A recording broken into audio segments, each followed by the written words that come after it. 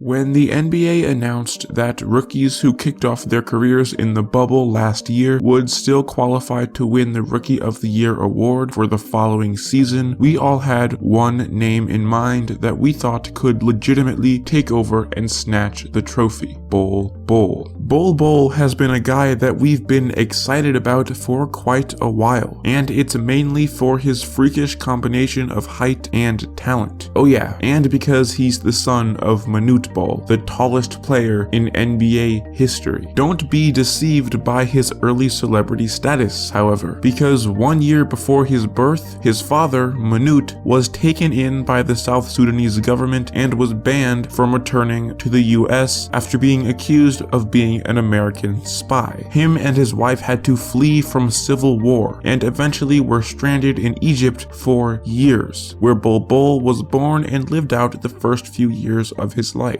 But after the early struggles, Bol's natural privileges over his opponents on the court would prevail over all else. He stood at 7 foot in high school and was ultra talented with insane handles and just as insane shooting. He really was the face of high school basketball for a little bit there, and the Kevin Durant comparisons were running rampant. It's strange to say it, but his run in high school really has been the peak of his career, at least at this point in time. He would then go on to attend Oregon, suffered some injuries, was drafted way later than anyone thought he would be, still had to recover from those same injuries, and finally, while on one of the deepest rosters in the league, he got an opportunity to get on the court and made headlines after showing sparks of being an insane NBA player. This block, catch, and pull-up three play went absolutely viral, and for good reason. This is nuts. This is a 7'2" guy doing these things, and yes, by the way, he grew 2 more inches, as if his advantages weren't already unfair enough. In his 7 regular season games for the Nuggets, Bol proved a lot. He proved that he wasn't just a reincarnation of Thon Maker, another freak of a player who was great in high school that was built like and also played like Bol. This play we referenced earlier by itself proves this, because in 5 seasons, we've never seen a play like this out of Maker even once. And the most underrated part, at least in my opinion, the wingspan. Apparently Mo Bamba and Taco Fall have longer wingspans, but I think Bol just knows how to use his 7'8" reach a lot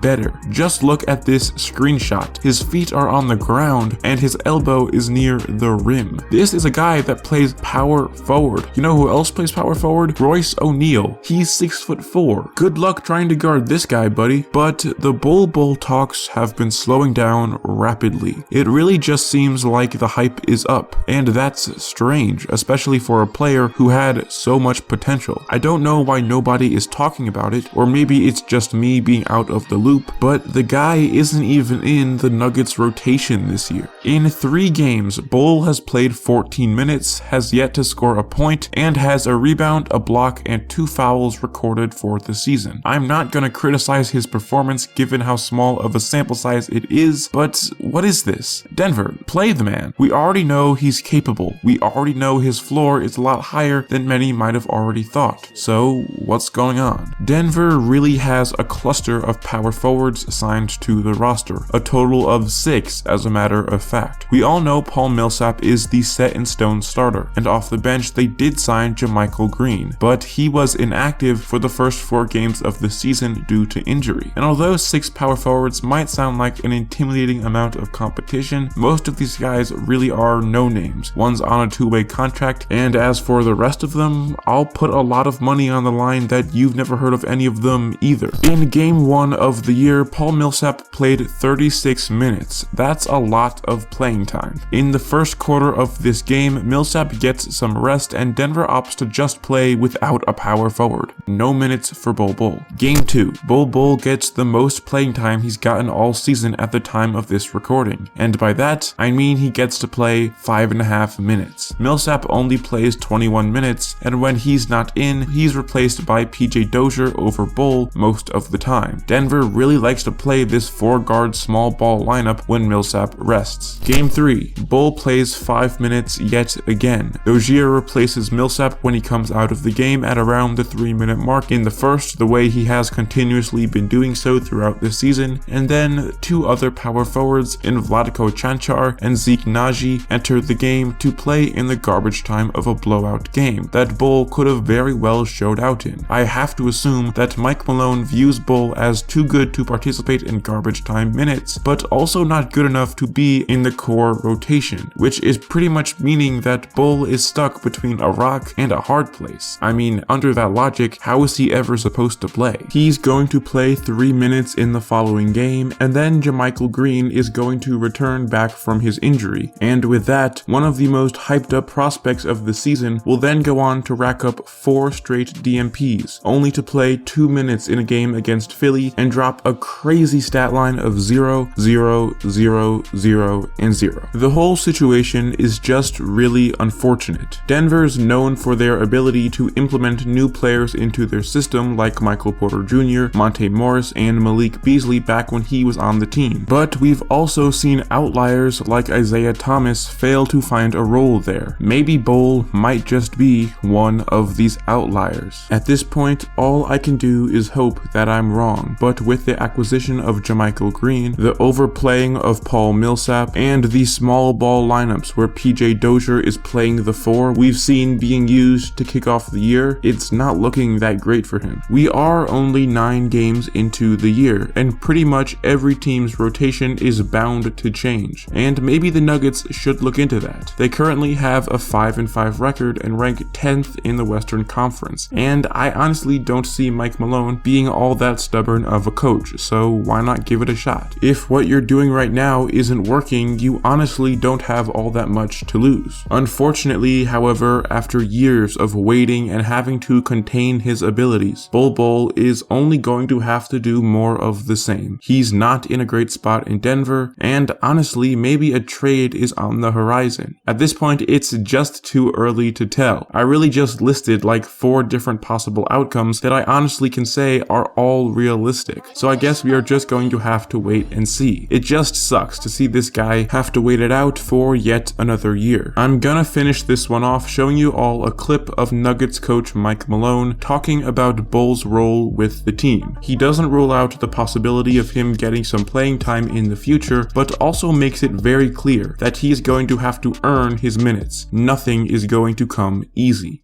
Yeah, when I think of how you define a player regarding his position, I always look at it from a defensive perspective. Who can you guard? That's to me how I judge. Is Bol a 5, 4, or 3? And in Bol's case, obviously he has the perimeter skills on offense of a 3 or a 4. Defensively, can he guard some 5s? Yes. Can he guard some 4s? Yes. As you saw in the bubble, when he was in the game, in the seeding games, we used a lot of zone defense, trying to funnel the ball to him so he can be a shot blocker, play to his strengths.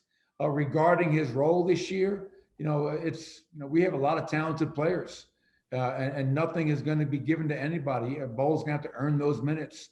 He did a really nice job when he got an opportunity in the bubble.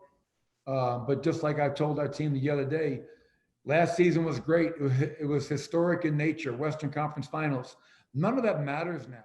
And with that, we are going to conclude this video. I have 2 videos flashing up on screen that you can check out right now. Trust me, you're not going to want to miss these ones. Finally, if you enjoyed this content, why not subscribe? It's so easy and simple, and it really does just make my day to see that little number go up. My happiness is of course dictated by my sub count. The plug to the Twitter is also up on screen. I'm very active over there, and with that, stay safe out there.